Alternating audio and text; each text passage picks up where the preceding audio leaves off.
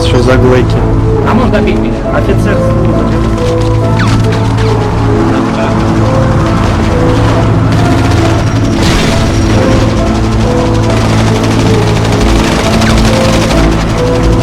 Мы защищаем его, все нормально, что ли?